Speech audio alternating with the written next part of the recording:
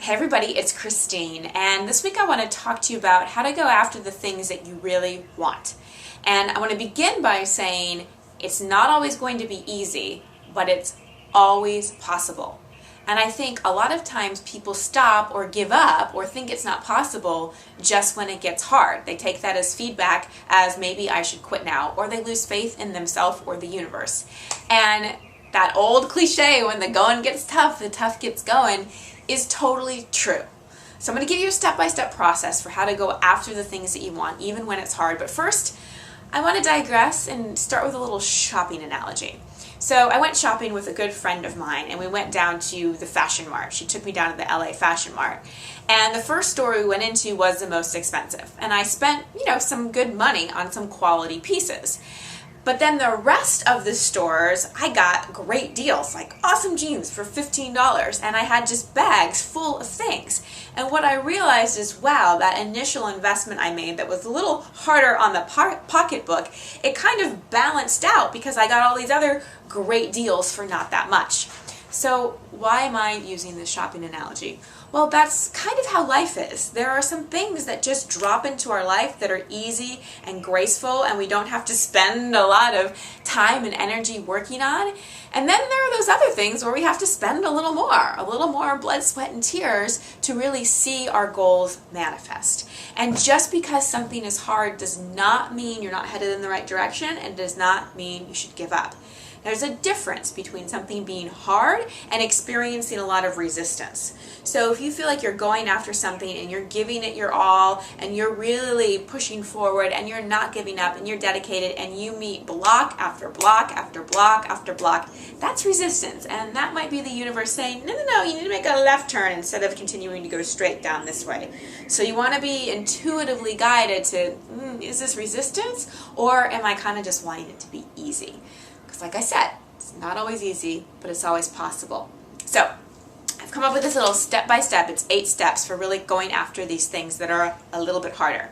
The first one is really identify. Identify what you want. Dream big. Don't play small. Really, what is that thing that you desire? Even if it seems far off, like far off in terms of how hard it may be or far off in the future, really identify it.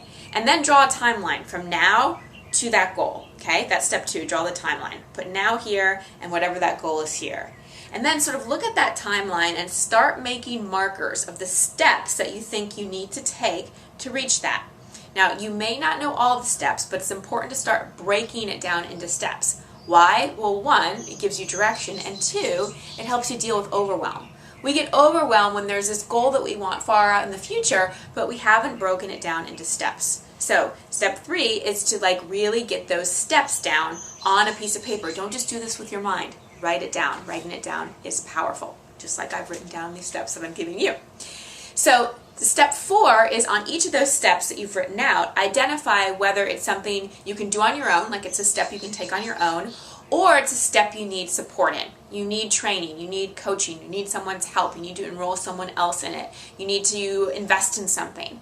So you can identify, all right, these are the steps that are autonomous that I can do on my own, and these are the steps that I'm going to need support in, where I'm going to have to invest either my time or my money or whatever it may be, so you can get really clear inside yourself. It'll help you with your plan. And then number 5, make some commitments. Calendar, physically put on your calendar, just like you would a dentist appointment or an important meeting, when you're going to take steps. Even if a step you're taking is a year off in the future, put it on your calendar. The unconscious mind likes to see things written down. Again, we help deal with overwhelm when we know when something is happening. So write it down. And on those steps that involve other people, make sure you've made those commitments clear and all of that is locked and loaded on your calendar. Step 6 is reach out for support along the way. Who can be accountability partners for you? Who can you enroll in your goal or your vision that you can not only be accountable to, but that you can celebrate with, and that you can also lean on when you experience any kind of obstacles or roadblock or the normal fear that comes up when we're going after the stuff we really want. So have your team, your team of people that are not just supporting you with achieving the vision, but are also emotionally supporting you and are celebrating your wins with you.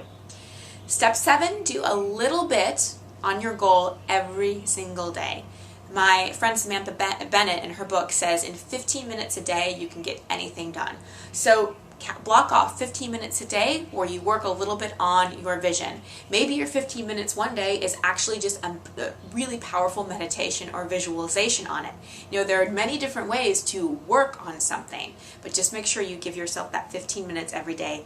Yes, even weekends. Come on, this is something you really want, and it's only 15 minutes. You spend 15 minutes on Facebook. That's easy.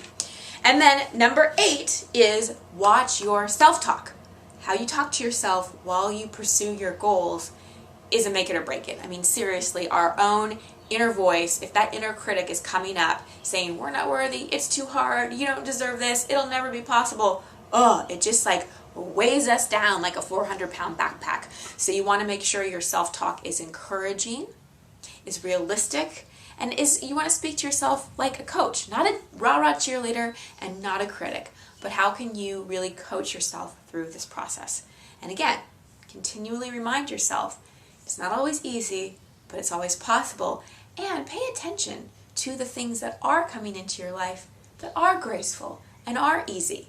And just like that shopping analogy where the less expensive things really kind of balanced out the more expensive things, those little graceful synchronicities and miracles that happen to us every day really balance out the things that take a little bit of harder work. I hope this served you. Much love and many blessings. I love to hear from you, so please share in the comments below.